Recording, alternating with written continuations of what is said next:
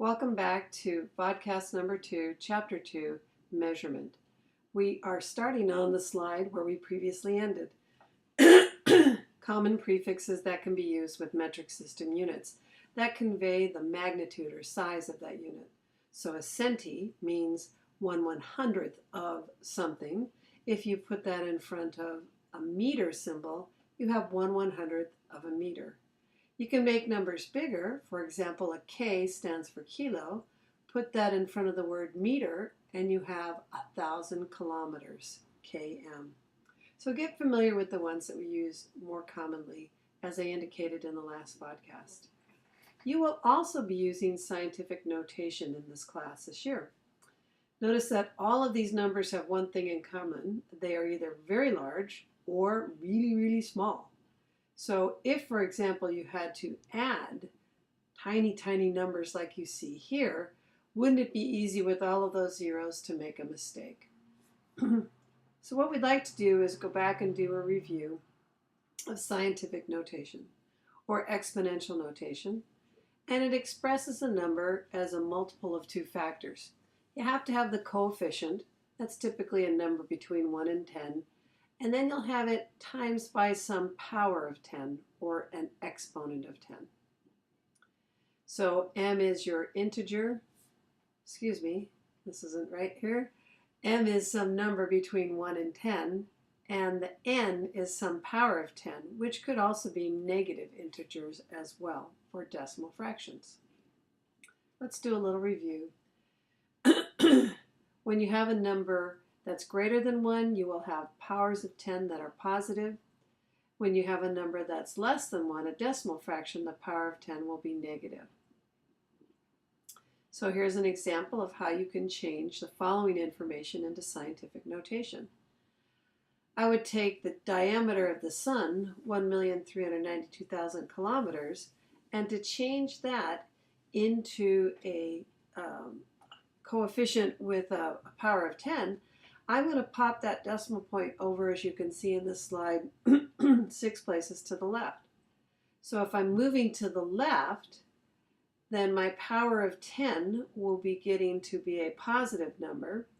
If I have to move the decimal point, as shown here, to the right to get the number 2.8, a number between 1 and 10, then of course you know that decimal fractions will have a negative power of 10.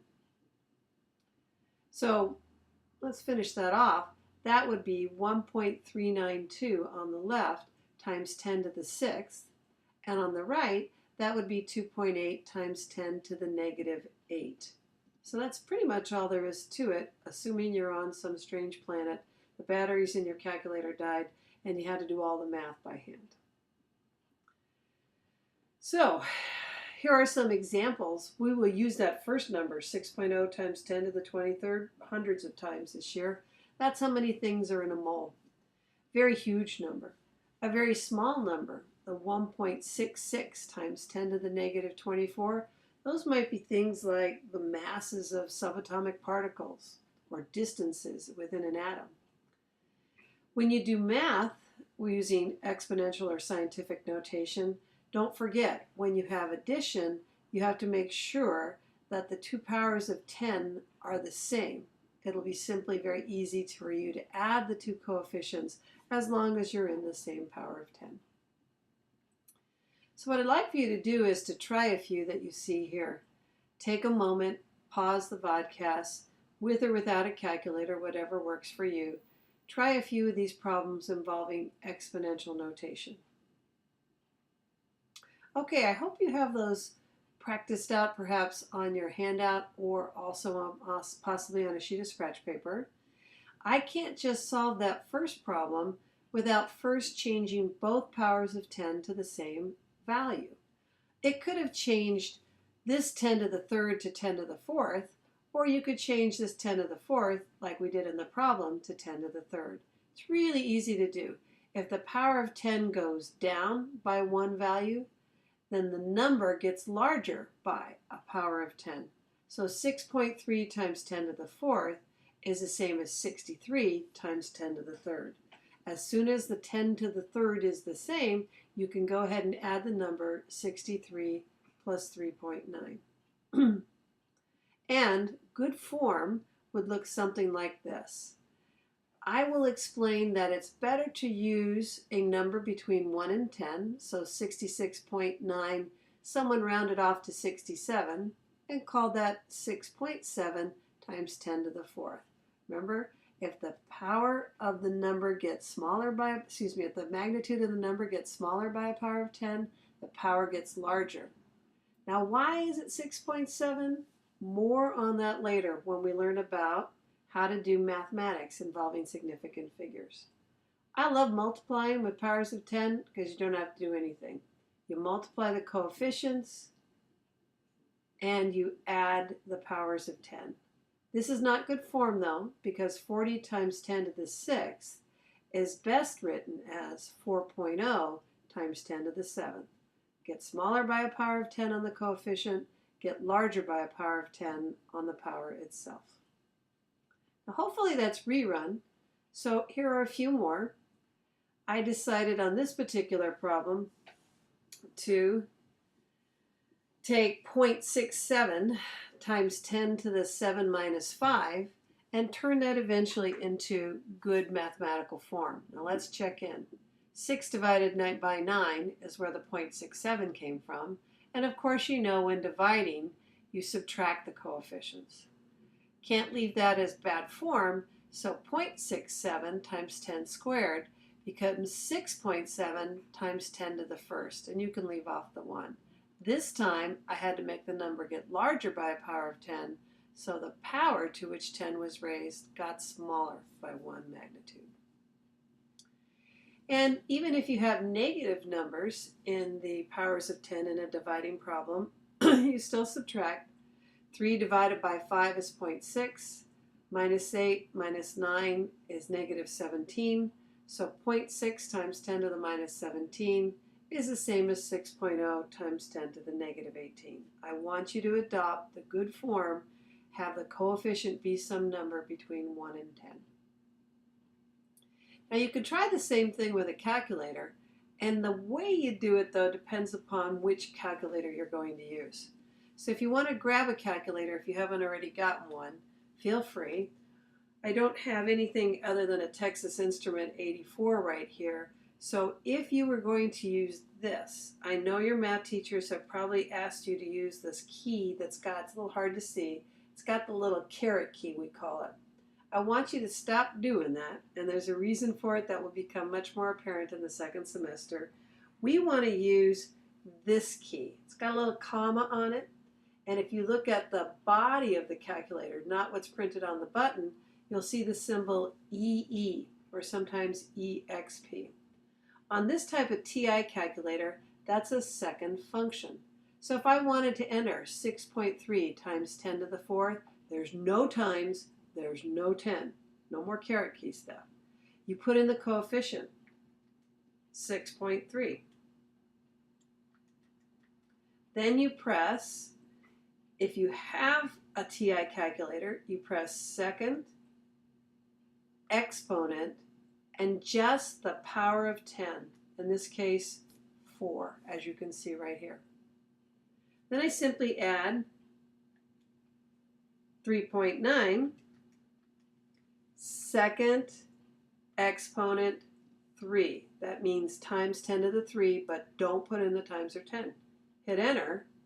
And this calculator has not been set for scientific notation, but the answer sitting in my calculator is 66,900. Well, I'm going to have to move that decimal point over 4 times, so I would have, when I'm done, 6.69 times 10 to the fourth.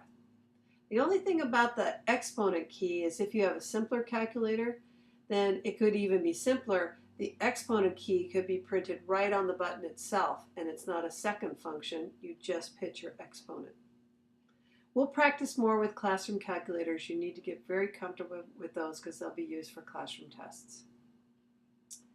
So let's say you had a long jump event and you wanted to be able to calculate in feet perhaps the winner of the long jump event. What we're going to look at now is a method that's called dimensional analysis, or sometimes called factor or unit label. So Americans should get used to metric system. So right now I can see this J. Farclicus says 7.15 meters. But what if I had you calculate that in feet? You use a process called dimensional analysis. It's a beautiful way of having both the correct number and the right unit when you're done converting from one unit to another. If you want to go from a temperature in Celsius to a temperature in Kelvin, you would have to know the mathematical relationship between those. For example, Celsius plus 273 equals Kelvin. You might need a conversion factor of some kind. Everyone knows the easy conversion factors, 12 inches to a foot or 3 feet in 1 yard. But essentially, as you see here on this picture below, looks to me like 12 teaspoons is the same as 4 tablespoons and is apparently the same as a quarter cup. All of those are measuring the same volume of a substance, but just using different units. So a conversion factor is always equal to 1. That means there's 12 inches in 1 foot. There are 1,000 meters in 1 kilometer. Because a quantity doesn't change whether you multiply or divide by 1, all that happens when we use this method is that we change the units without changing the value of the number. Here are the rules. And I'm going to ask, because the math is going to get fairly complex when we start doing stoichiometry, follow the same method every time, and you will get to the correct answer and the correct unit, canceling out everything that doesn't matter. So you always write what you know. And then somewhere off to the side, depends upon which way you're looking here, but sometime when you're done, you need to know what they're asking you to convert to. So know your starting and your ending point. Now this is compulsively. Have to do it. I used to have this cat, he'd scratch him right here on his back, and he'd turn his head around like that, and he'd stick his tongue out, and he couldn't stop doing it. So it's like if you're a dog owner, you go to scratch your dog right here, and next thing you know, his little leg starts going like that, and he can't stop himself because it's like ticklish. He has to do it. So anytime I stand in front of class and I stomp my foot and I say, I have to do it, class, I want you to compulsively draw a time sign and a fraction bar. Just trust your teacher on this one, please. No, it sounds weird, but it works. The unit you want goes on top. The unit that you need to cancel will go on the bottom.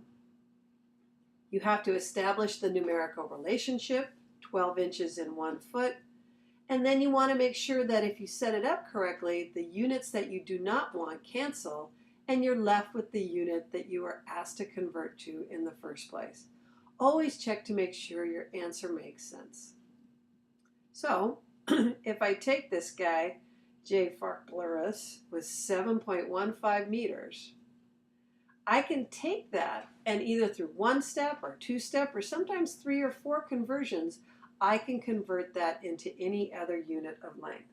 So I compulsively write what I know, and I give myself a times bar. Normally I wouldn't do it this way, but the PowerPoint is going to fill in the numbers and the units as we go along. So let's say I want to go meters to centimeters first. Well, there's 100 centimeters in a meter. Okay. Now maybe I want to go centimeters into inches. Notice meters will cancel out. I throw another times bar up there, and you can get that conversion. 1 inch has 2.54 centimeters in it. How did I know to put inches on top and centimeters on the bottom? Whatever unit is in the preceding value always goes on the denominator of the succeeding value. If centimeters is on top in this conversion factor, put it on the bottom in the next, and then you'll always know it's 1 over 2.54 instead of the inverse. Okay, I think you guessed it. Where am I headed now? I want to get to feet. So I slap down. After inches, centimeters cancel, I'm going to take inches and 1 more times bar to turn inches into feet. And everyone knows there's 1 foot has 12 inches. Inches cancel, and in case you're a little fuzzy on the math, you could take whatever shortcuts work for you or let the calculator do the heavy lifting. It's every number on top times by each other divided by the product of every number on the bottom times by each other. But any shortcuts you can find, feel free to take them. Notice that we get an answer that is in the right unit. The only one that didn't cancel, feet. And we will use dimensional analysis frequently in this class. Sometimes you have to use a little logic to figure where you're going. If I start with centimeters and am heading to meters, I think that's going to be a one-step problem because 100 centimeters are the equivalent of 1 meter. Centi means 1/100th, so it takes 100 of them to make 1 meter. And here we can see 74 centimeters being converted to meters. If I was doing this problem, I would have written what I knew first, 74 centimeters. Compulsively, have to do it times bar. Unit I want goes on top, meters. Unit I want to cancel goes on the bottom, and then and only then do I put the numbers in. Oh yeah, 1 meter has 100 centimeters, not the reverse. Don't put the conversion factor numbers in until the entire skeleton of the problem has been set up. So it ends up being centimeters cancel. We have 74 100ths or 0.74 of a meter. That's it. That's all there is to dimensional analysis. You might need to do multi-step problems. 16,213 millimeters. I'm probably going to go right into meters and then meters into kilometers. And so here we go. Write what I know. This time I'll probably have to draw 2 times bars.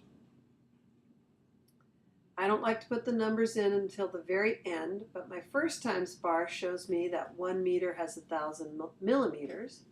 And the next times bar shows that there are 1,000 meters in 1 kilometer, because kilo means 1,000. Then comes out the magic canceling pen. Adios, das vidanya. And I end up with simply taking 16,213 divided by 1,000 squared. Hey, that's easy to do. 10 to the third times 10 to the third is 10 to the sixth, or 1 million. Do my math, got my answer. This guy you don't even know about yet, but you will do this hundreds, if not thousands of times. You will change grams into moles and moles into grams. And you don't even know what a mole is yet, and yet you can still use this process as long as your teacher tells you how much would 1 mole of sodium weigh. A mole is a convenient amount, which we will study in the next chapter, and you can find how much 1 mole of sodium weighs simply by looking at the periodic table. And here it is. In 1 mole of sodium, you would find that it weighs 23 grams. Notice that the grams that were given must go in the denominator of the conversion factor to follow, whether it's a one or multi-step problem. Grams cancel, I do my math, and we will show you that this answer, if it was derived from experimental data, is going to have to be rounded off. But again, more on significant digits later. So here are some examples. I could go from 100 yards into meters by converting yards into feet, feet into what? Okay, inches sound good. And inches into centimeters. Most of us know the common conversion factors, 3 feet in a yard, 12 inches in a foot. More uncommon ones, 2.54 centimeters in an inch, would be supplied to you. Here comes the canceling pen. Oh, and we forgot our 1 meter has 100 centimeters in it. And away go my yards. I say farewell to feet. I say ciao baby to inches. I don't know, sayonara to centimeters. And the only unit left is the number on top, or with the number on top on the last bar, meters. So if I saw some shortcuts, like 100 on a numerator and 100 on a denominator is just the number 1, take those, and we go 3 times 12 times 2.54. How come we would only have 1 sig fig in the number? More on that later. In your math class and you stopped at 91.4, you'd be correct. In your chemistry class, you'd be wrong. And after you get done throwing your pencil down and going, this is disgusting, I hate chemistry, I'll explain why when we start to study significant digits. I'm going to leave you with this last problem. This is gibberish. You don't even know what a wag or a warp is. But given those conversion factors that you see there, Please take a moment to practice solving how many warps there are in 8 wags. And until next time, we'll see you then.